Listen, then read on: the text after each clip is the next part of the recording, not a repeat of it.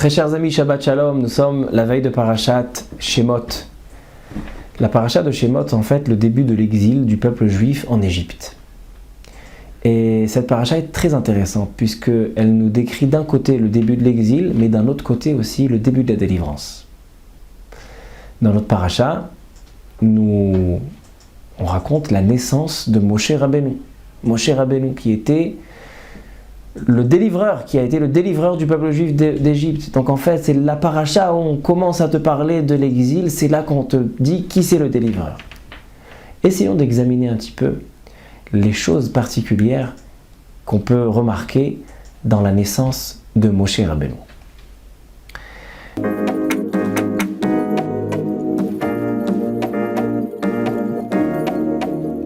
Lorsque Moshe va naître, donc c'est un petit bébé mignon, comme tous les bébés, mais il avait quelque chose de particulier.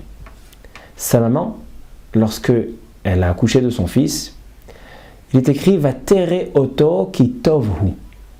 Elle a remarqué qu'il était bien. Tovhu. Nos sages s'étonnent et disent « Qu'est-ce que ça veut dire qu'il était bien ?» Il était quoi? Il était beau. Tous les bébés sont mignons. C'est quoi ki tovhu? Nous dit Rashi, Shenitmale habayit kulo ora. Toute la maison s'est remplie de lumière. Qu'est-ce que ça signifie? Quelle est cette lumière dont on parle? Deuxième remarque, lorsque Moshe Rabbeinu est né, vous savez qu'il est né prématuré. Il n'est pas né à terme. Pourquoi?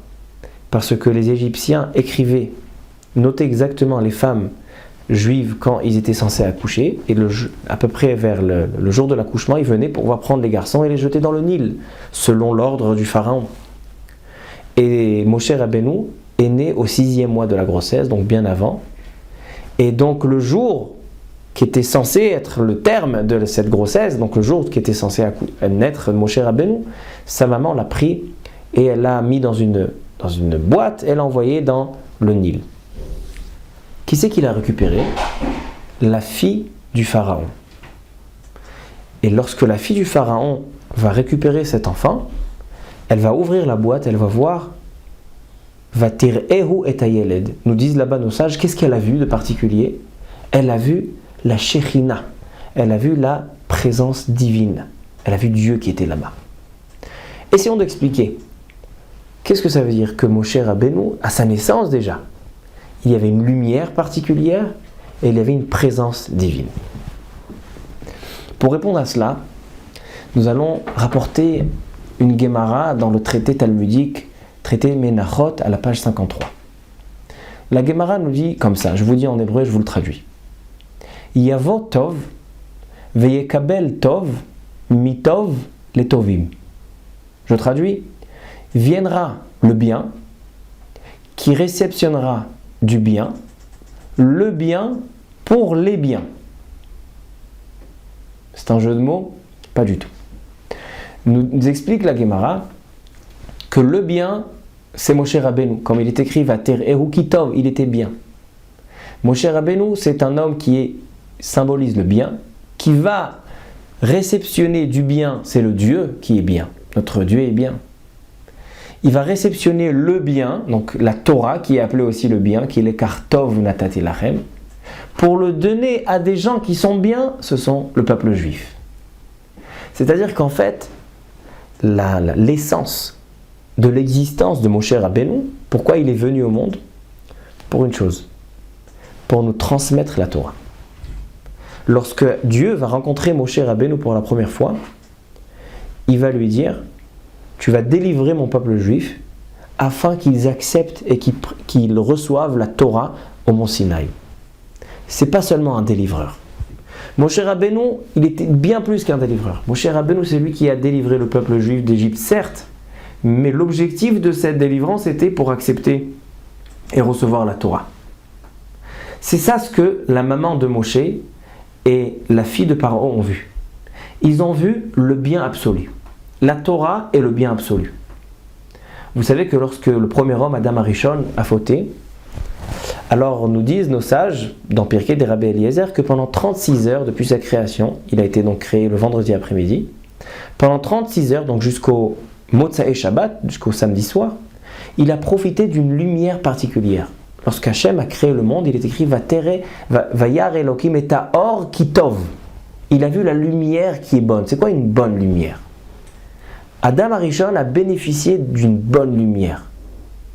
C'est quoi? C'est une luminosité. Et nous disent nos sages que suite à sa faute, cette lumière qui symbolise la lumière du bien a été cachée. Ce qui s'appelle en hébreu le Or HaGanuz. Et où cette lumière a été cachée? Dans la Torah. Et donc Moshe Rabbeinu, il y avait une lumière particulière à sa naissance, étant donné qu'il va donner la Torah, que la Torah contient cette lumière. Expliquons, c'est quoi cette lumière? La lumière dont on parle, c'est la clairvoyance que nous offre la Torah. Lorsqu'un homme étudie la Torah, et lorsqu'un homme réceptionne le message de la Torah, il voit la présence divine de manière bien plus claire. Vous savez que les Juifs, quand ils sont en exil, ils sont dans l'obscurité. C'est quelle obscurité on parle? L'obscurité, c'est qu'on ne voit pas Dieu. Lorsqu'on a des massacres à l'égard du peuple juif, lorsqu'on a des pogroms, la Shoah, les Égyptiens, Bavel, la destruction du temple, les guerres, le 7 octobre, c'est l'obscurité. Pourquoi c'est l'obscurité? Parce que c'est des moments où on a du mal à voir où est Dieu. Et les gens demandent, mais où il était Dieu pendant la Shoah? Où il était Dieu le 7 octobre? C'est vrai, Dieu se cache, c'est obscur. Mais qu'est-ce qui nous apporte la foi à nouveau? L'étude de la Torah. Lorsqu'un homme étudie la Torah, il commence à comprendre un petit peu mieux les projets divins.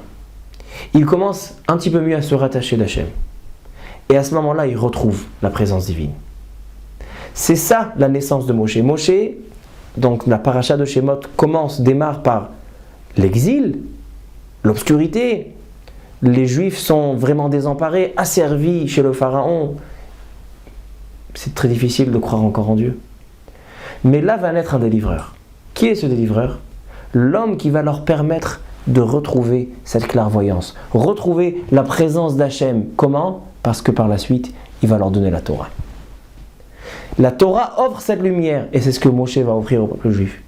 C'est la raison pour laquelle Moshe Rabbeinu, dès sa naissance, on voit une lumière, on voit la Shérina, on voit la présence divine, parce que c'est l'essence de cet enfant-là. Cet enfant-là qui va leur donner une Torah, que cette Torah permet de voir Hachem de manière beaucoup plus claire, de manière lumineuse. Voici est l'explication de la naissance lumineuse de notre maître Moshe, le délivreur du peuple juif. A très bientôt, Shabbat Shalom.